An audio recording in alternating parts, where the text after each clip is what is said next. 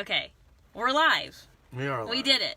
It took us a long time to figure it out. So I think what we do now is... Oh, look. Do you want to tag Andrew Branson in this video? Sure. I do. Yes, oh, it tagged you. Hello. Social media. We're learning together. Cancel. Yeah. We're good. Okay. We're good to go. Okay, cool. How do I get this to go away? Oh, hi, Hannah. Okay. It'll go away. Okay, well, I need that. This is a distraction. Okay, so I posted earlier that we were going to do a Facebook Live. And this is like super raw because we have no idea what we're doing. At all. In life and currently.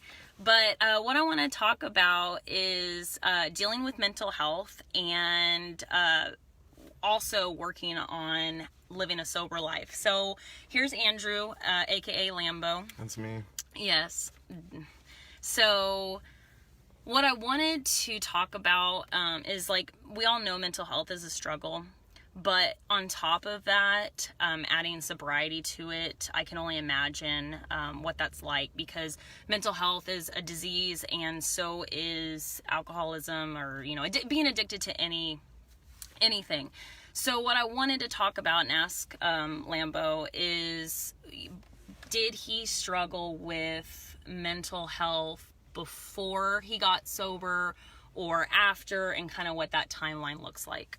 Yeah, so, like, for me, I've always struggled with some, like, mental health issues, whether it be depression or anxiety, and before I got sober, you know, it didn't really make sense to me, like, that's what I was dealing with, and so, you know, I'd be out partying, or whatever, partying, and, like, the day after, I'd, like, feel like crap, and, like, I always was just like, why can't we just keep going, or stuff like that, and it turned out, like, you know, I was just dealing with, like, my depression by drinking, or, you know, by doing the things I was doing, and, you know, it took a while for me, yeah, my phone's gonna blow up, it took a while for me to figure out, like, what feelings were, because when I did finally get sober, and I made that decision to, like, change my lifestyle, and be healthier, and, you know, care more about me,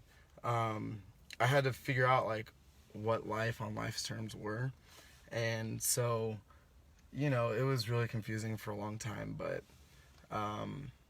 so yes, to answer your question, yeah, I did deal with stuff like that before, I got into sobriety, and I still do, you know, I'm a person, and I'm a very emotional person at that. I wear my feelings on my sleeve.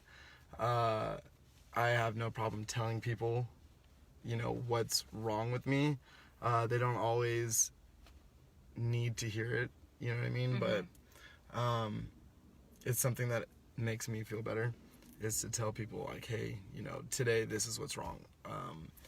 Or that right there. Yeah, like voicing, like, what's going on, because that's another thing, like, people don't know what you're going through. Mm-hmm. So, and I think, like, all of us, no matter what, like, if we deal with mental health or not, like, we deal with that where we're having a bad day, and it's kind of hard, like, you don't want to walk around and be like, hey, this is what's going on with me, and you kind of have to, like, fake it, because it's hard, when really, I don't think that always has to be the case, but recently I was in New York, and I went to an open AA meeting, because I really was in need of some kind of group therapy. Mm-hmm. And so it was my first AA meeting, and what I kind of took from it was hearing these stories are so inspiring, but then there are people who are talking about stressors that in life, like within their family, or just like day to day.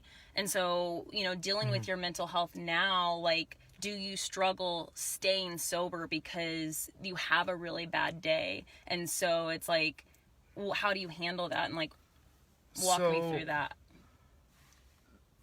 The urge to, like, go out and drink or anything like that, I don't obsess over that.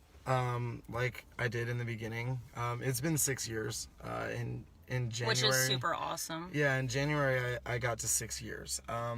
So, you know, my first my first answer to a problem isn't going to be, oh, let's go get a bottle and drink. Yeah. You know what I mean? Usually it's talk it out. Try not to project and stuff like that. But, you know, try to talk it out. But, yeah, it's a struggle sometimes. Like I was telling my girlfriend recently, like yesterday even, I think I was Shout out to Murder. Yes. Shouting it out. But, no, I was telling her for yesterday. those of people that aren't in Derby, Ariel, because we're not shouting out to Murder. No, don't murder people. Don't murder people. No, no, it's a Derby name. Anyway, It's- continue. yes, I had to clarify. But no, I was telling her, like, recently, like, I've been kind of feeling like, well, maybe I can drink and it'll be fine. You know what I mean? Mm-hmm. But that's kind of just, like, my disease tricking me. Yeah. You know, and I know, like, if I were to have that drink, like, it's not just one drink. It's going to be 1,000. Yeah, because then I feel like, oh, I can have another one and be okay. I can have another one and be... No, don't murder anybody. Please don't. No, yeah. If you take anything away from this video, just please don't murder anyone. This is why we do this. yes. Because we speak each other's language. So, but yeah, so, which brings me, we'll start wrapping this up because I know you're probably tired of us. Plus, it's getting hot in this car. It's a little hot in It's here. warm. Yes. So, and it's humid because of the rain. And it's Texas. God. So I'm going to pick on Lambo with this next question because what kind of video would this be if I didn't pick on Lambo? It's normal. I get Yeah. picked on. So do you currently do anything to help your mental health? Like, do you do anything? Do you seek therapy?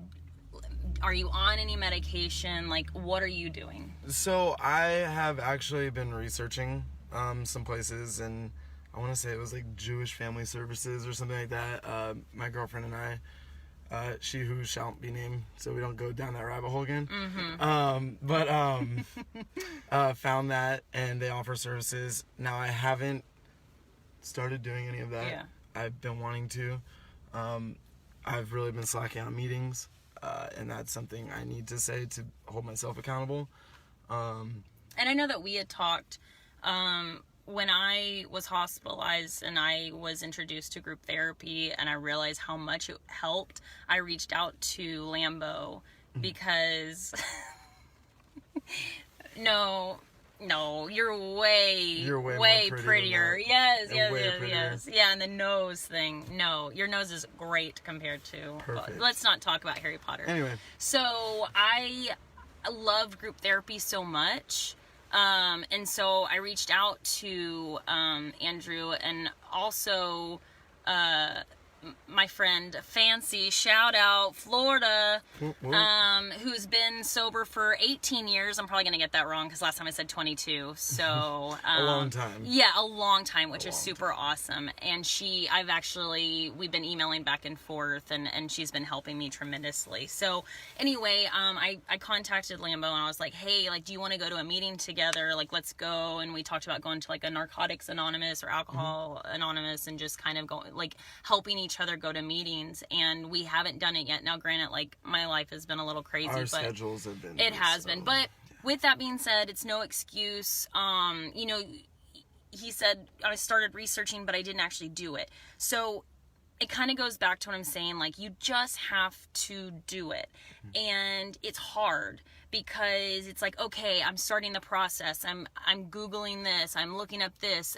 And it was kind of like when I was in New York, I was searching for meetings because I told myself, I'm going to go to a meeting. Yeah. And then I'm like, no, I'm not going to. And then it's scary. It's really scary. Super scary. And it made me feel like, I think what pushed me is like, I'm in this city where no one knows who I am. So it was a little easier. You can even like be whoever you want Oh to be. yeah, I could totally, and that's my thing. People who know me, I Yeah. totally make up stories, but I actually, when we went around the room and I shared while I was there. You know, I said, you know, I'm not here because I am an alcoholic, but I'm here because I battle severe postpartum depression, and I just wanted to be around a group of, you know, supportive people. And it was just really cool to be around. And they probably took to that really well. Yeah, and they were so nice, and it was just good to be around people who aren't going to judge you. But going back to actually taking, like, you're taking steps in the right direction, but you have to do something, and you have to stop making excuses. And because I find myself doing that. Well, I have a busy... Or I'm tired. Yeah, I'm tired. Okay, well, I don't have time. Make time. Mm-hmm. Like, there is such a thing. So you mean to tell me that every single hour, every single minute of your day, you don't have time to take 30 minutes... For yourself. Yes. So whatever that may be, like, if you're out there and you're in that situation where you're like, I don't have time. I mean, and this happens to people that want to work out too. And stop being distracted. Sorry. And it's like, I don't have time. There's this guy in front of us that's just really He's distracting. Like sitting on the hood of the car almost. Yeah, get away from my car. Anyway, make the time for yourself, you know, and it goes back to just, it is uncomfortable. It's scary. But until you do it, you're not doing yourself any favors, and the people closest to you, you're not doing it, because it affects everyone. And so, just... Chucky, love you, dude. Do it. Just do it. Yeah. Is that taken already? That is taken. That's Nike. Okay, well, we're gonna wrap this up. I hope you enjoyed. This is the first live video that I've ever done, so I want to thank Lambo for doing it. We'll have more, and just, again, like, be comfortable, being uncomfortable, and peace out. Bye. Bye.